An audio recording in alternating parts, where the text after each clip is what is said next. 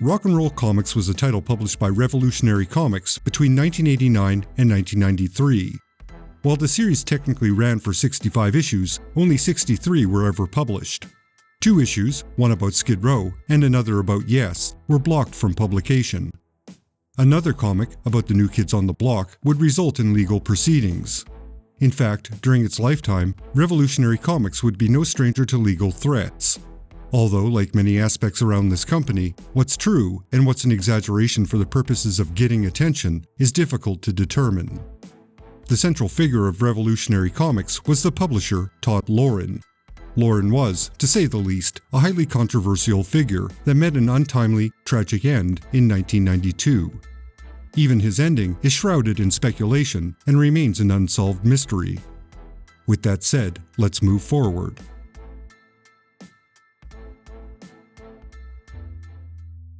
In the early 80s, Todd Loren went by the name Stu Shapiro, and he was involved in promoting small press conventions in the Detroit area.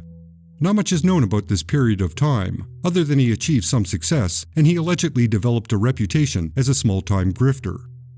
He would come to prominence using the name Todd Loren and by establishing the company Musicade. Hey, if you're a real rad rocker, you should know about Musicade. It's the world's greatest rock and roll catalog. You probably see our ads in Star Hits and Hit Parader.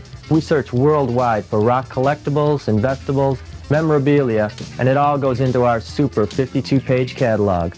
This was a mail-order business that dealt with selling merchandise from popular rock bands such as Guns N' Roses, Metallica, Def Leppard, and many, many others. In a nutshell, Musicade peddled bootleg material in the backs of magazines, although there was a Musicade store in Detroit. Anecdotally, the products were known to be imports, which was code for cheap, unauthorized knockoffs. But these products did manage to generate a steady income for Loren, and it contributed to his growing reputation as a hustler.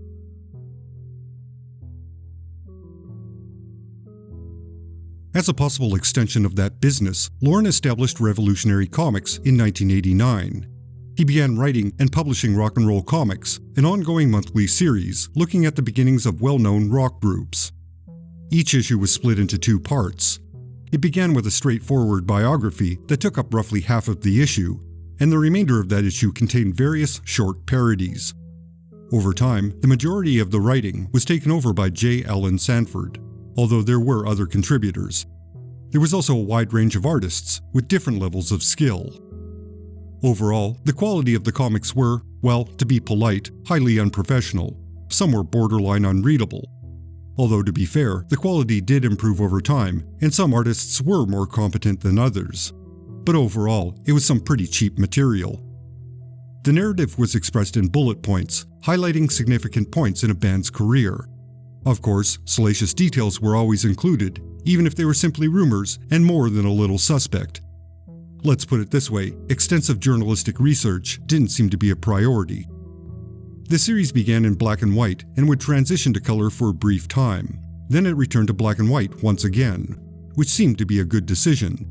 The colors did not enhance the final product whatsoever. One could argue, color made the comics look even cheaper. Although the decision to revert back to black and white was probably based on reducing the cost more than anything. Reportedly, the first issue about Guns N' Roses went through 7 printings and sold 175,000 copies. But the average print run for an issue was between 15 and 20,000 copies. During the early 90s, that was a decent number.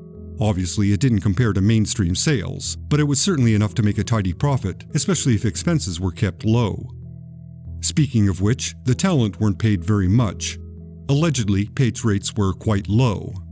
Most, if not all, the people involved were entirely new and unknown artists or writers. Revolutionary exploited the lack of experience to offer a page rate that was below the industry standard. They also assumed copyright of all writing and artwork, which was not an uncommon practice for publishers.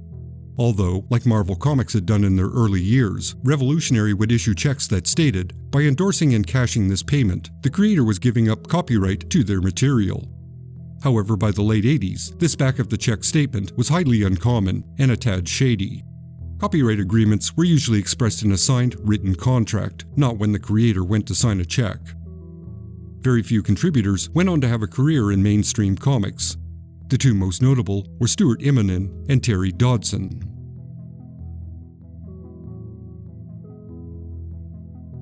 Early on, record companies took notice of these unlicensed comics. At some indistinct point, to avoid legal proceedings, Loren signed an agreement with Great Southern, a company that represented a number of bands.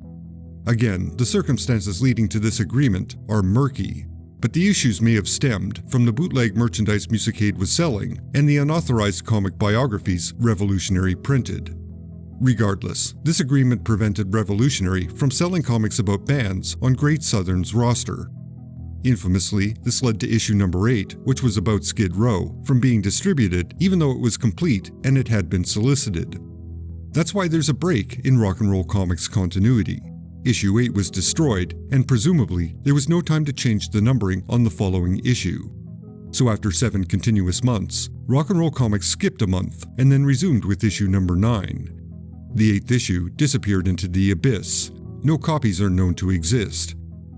For the record, the missing Skid Row story would be printed in 2010 in the Rock and Roll Comics Hard Rock Heroes Anthology, published by Blue Water Comics. As another related note, Musicade shut down in 1991, possibly due to the circumstances of this agreement. For this next section, I should make a disclaimer. I am not a legal expert. The following is my understanding of the facts that are publicly available. Thank you. Perhaps the most well-known and most documented legal case is the lawsuit from New Kids on the Block. Here's where there's a fair amount of exaggeration and misrepresentation in the press. In fact, the Wikipedia entry asserts this lawsuit affirmed that unauthorized comic book biographies were as legally protected as other unauthorized print biographies. However, the unauthorized biography matter was not the legal issue, nor was it the foundation for any lawsuit involving Revolutionary comics. While many bands disliked and complained about how they were depicted in the comics, Revolutionary was completely within their rights to create and print stories about them. The comics may be, from one perspective, cheap and exploitive, but legally permissible. In press releases, Loren made himself out to be a champion of free speech and truthiness. He stated that Revolutionary didn't live by the rules dictated by record companies. They wouldn't tell sanctioned, sanitized stories and look for the record company's approval, and that's what made them a legal target. They were advocates of free speech and defenders of the First Amendment, and the powers that be didn't like their flavor of truth. Which was some very fine rhetoric, but it didn't reflect the reality behind the legal issues. What prompted every single lawsuit was the usage of trademarked materials, such as logos, which is legally protected and requires written permission. It was on this basis that New Kids on the Block won a lawsuit against Revolutionary. Actually, it was a settlement. To be as accurate as possible, New Kids lawyers did originally argue that the use of the group's likeness in the comic did infringe on their trademark. The judge disagreed, and further stated the comic was clearly marked unauthorized, and it was a parody. Due to these conditions, it didn't infringe that specific trademark. So, one could very weakly argue this was affirmation that unauthorized comic book material was protected. But not really, since the issue was trademark infringement, not free speech. The New Kids lawyers pivoted and were successful in arguing the use of the logo was a trademark violation. The judge agreed. At this point, Revolutionary was bleeding money in legal fees, and they agreed to a settlement. The two companies came to the agreement that whatever was left of the print run would be destroyed and further reprints were prohibited. This was a similar agreement Revolutionary had privately made with such groups as Bon Jovi and Motley Crue when their management threatened legal action. Afterwards, Loren would claim this legal ruling established that rock and roll comics were defenders of the First Amendment and free speech because they had won their case against New Kids on the Block. Which was not true. They were forced to settle to avoid a lengthy, expensive court battle, which they would have lost. Loren further stated that Revolutionary Comics wouldn't print more New Kids material because fans of the comic hated the sugary pop band, not because of legalities. But again, that wasn't true. Due to their settlement, they couldn't distribute more of that specific issue. In fact, comic book distributors, such as Diamond and Capitol, couldn't legally distribute this material due to litigation. So Loren's statement was a grand gesture with no substance. Not to mention, Loren would double, then triple down on this statement, thus contradicting himself. In a move that was clearly antagonistic, the New Kids issue was reprinted as a magazine, with the trademark logo removed. For whatever reason, lawyers for New Kids decided to let the matter go and didn't pursue further action. However, Loren would continue to be antagonistic. He then solicited a New Kids hate comic, but when orders were low, possibly too low to turn a profit, he put out a press release saying the artwork had been stolen from his car. He further implied the thieves were agents of the New Kids. So due to this theft, the comic was cancelled. The allegations were ridiculous, even to the most credulous mind. From that point forward, Rock and Roll Comics didn't appear to have further legal issues, at least not with their comic book biographies of bands. They would run into more legal trouble with their sports biographies. 2 more lawsuits followed, and they were both lost by Revolutionary. However, despite this trouble, they continued to do unlicensed biographies, and in some instances, they were even praised for their work. Although it would be a stretch to say the company received any prestige. As noted earlier, the quality did improve over time, but it didn't ever become an overly professional product. In some respects, that worked for the material. It had a punk rock DIY aesthetic. It might not have appealed to a wide audience, but it did have a very rebellious, outsider art feel to it.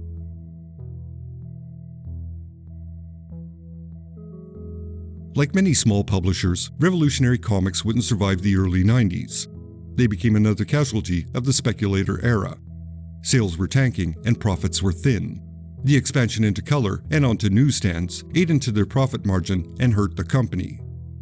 After the tragic, untimely loss of Todd Loren in 1992, the company struggled to continue. Many creators, as many as 40 in total, went unpaid for a significant amount of time during 1993. Anonymously, some creators suggested that Revolutionary Comics had suspicious business practices, and the company had been mishandled practically from the beginning. Loren's end, and the company being taken over by his father, only exasperated an already questionable situation. So in 1993, Rock and Roll Comics came to an end. Hey, if you're a real rad rocker, you should know about Music-Cade. It's the world's greatest rock and roll catalog. You probably see our ads in Star Hits and Hit Parader. We search worldwide for rock collectibles, investables, memorabilia, and it all goes into our super 52-page catalog. Altogether over 5,000 items in each issue. And what's really great about Music-Cade is once you place an order, you get updated catalogs every month free of charge. Our hottest t-shirts are available now through this specially priced television offer.